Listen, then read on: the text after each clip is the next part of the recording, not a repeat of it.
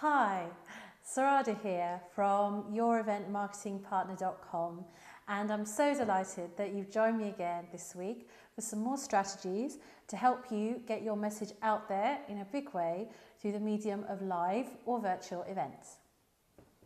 Now this week I'm going to be talking to you about using social media to actually engage with your audience whilst they're waiting for your event to happen. Now, you might wonder, well, why would I bother doing that? You know, I'm using social media to promote my event and to get people to sign up. Well, once I signed up, that's it. Well, the thing is that there's what's called a time delay between people signing up for your event and then traveling and being at your event. So you want people to sign up, but then you also want them to show up. Now, you might think, well, you know, the higher the ticket price for the event, of course they're going to show up. But even so, you're still going to want people to stay engaged and motivated, excuse me, and excited about seeing you and coming to your event. And what will happen is when they're at your event, they'll be excited to be there, they'll become loyal fans and followers, and they may even become clients afterwards. So what I'm going to share with you is social media stick strategies. Now, stick strategies is a term that's used to basically get people to stick to what you've asked them to do. So you've asked them to invest, and they have, but then they have to stick to the investment that they've made, whether it's a product or a service or an event. And social media is one of the most inexpensive ways of doing this, and it's one of the most versatile ways of doing this. So I'm going to share with you 3 strategies that you can use. Now, first of all, one of the things that social media is great for is visual content. So photos and videos and anything that is sort of graphic and visual about your event. And you can post it on YouTube, Facebook, Twitter, Pinterest, any of those sites.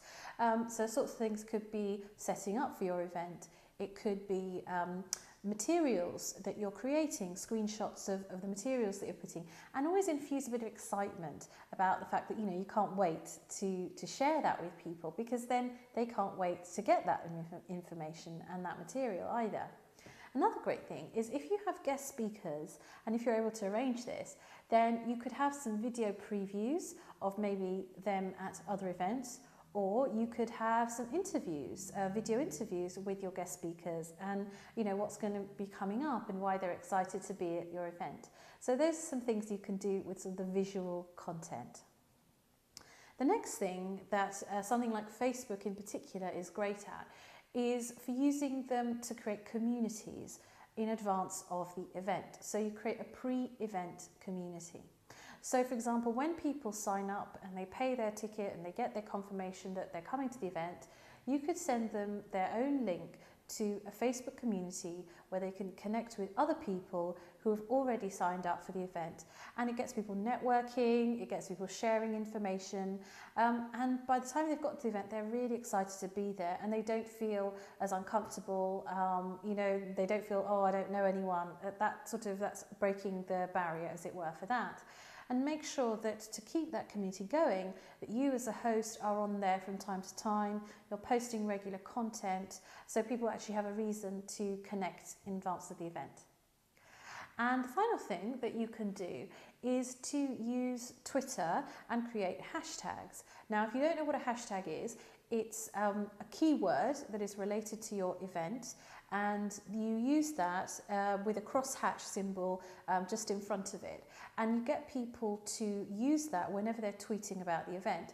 Now, obviously that builds up a lot of buzz before the event, but during the event you can get people to use that hashtag when they're commenting about the event, they're posting about what's going on. You encourage them to tweet during what they're listening to, and you know, you can brief your speakers in case they think people are being rude and you know, looking on their phones.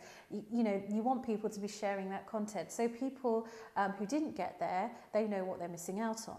You can even have somebody on your event team who during the event will be posting content with that hashtag as well.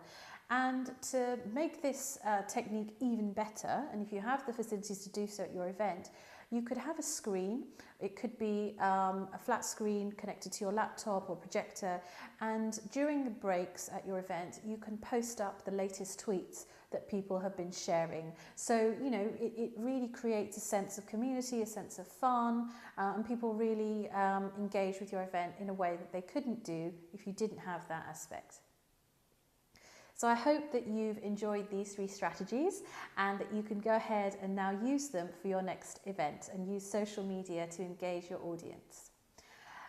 Don't forget to leave me a comment below. I'd really like to hear how you're using social media at your event. What techniques have you been using? What platforms? What's working? What maybe isn't working? Just leave me a comment below.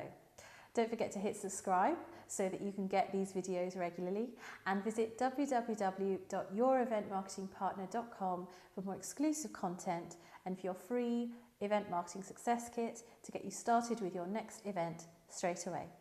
Thank you so much for watching, and see you next time.